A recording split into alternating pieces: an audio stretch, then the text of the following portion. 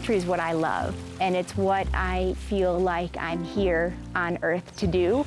That does get sort of intimate. I'm Jodie Hollander. I live in Fort Collins. I make my living teaching and writing poetry. This is the first workshop in a series of 6. We have the S in softly, and then we have the S in grass. We are in the Desert Research Center just outside the east entrance of Saguaro National Park. It's gorgeous. We're so lucky.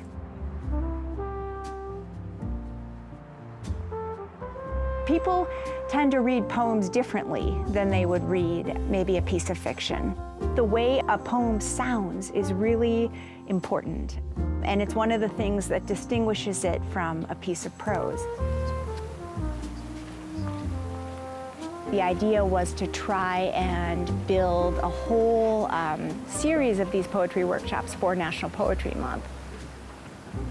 I guess the question then is, how do we build sound in a poem? And there are lots of ways to do this. You can go and learn iambic pentameter, you can learn form, but you could also create a very musical sounding poem using free verse. For example, deep green sea. What sound do you hear? E.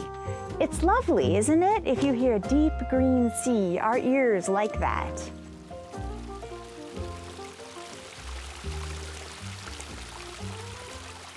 I was hiking in Saguaro National Park East, and I was describing to my friend like what I was seeing and how amazed and intrigued I was by the beauty of it. And so she said, hey, there's going to be a poetry writing workshop.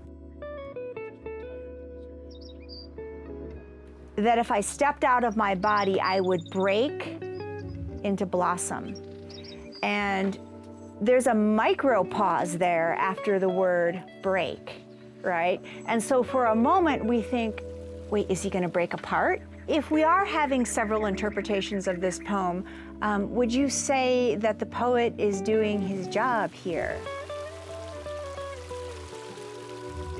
We first reviewed some poems, and then I learned how to write my own poem based on what I see in nature here. In the same way that our public lands are for everyone, I think that poetry is also for everyone. Being in nature tends to bring out sides of us that maybe wouldn't come out otherwise. And for me, poetry is about honesty and it's about truth. And oftentimes we're able to get to those areas of truth when we're out in nature, when we're in an environment that's peaceful or inspiring in some way. In the thunder sky, the ocotillo springs from its death slumber to blossom, to leaf seemingly overnight. Then on to other uses, a barrier to sun and dark, ocotillo's shade held aloft on mesquite pillars as if awaiting its warrior, shield, and lance. Sometimes we may not, understand what the author, the poet is, trying to say, so we get discouraged. With dawns and dusks as regular as a clock, as steady as time itself. Lovely, really beautiful. It's hard to believe that you were able to write something so powerful in such a short amount of time. I was so happy with the participants today. They were all really interested and engaged. They asked great questions.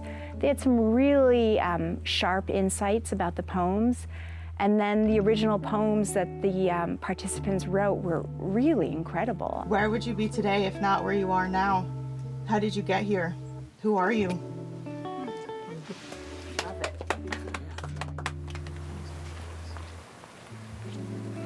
Makes me want to laugh and cry at the same time. Still standing.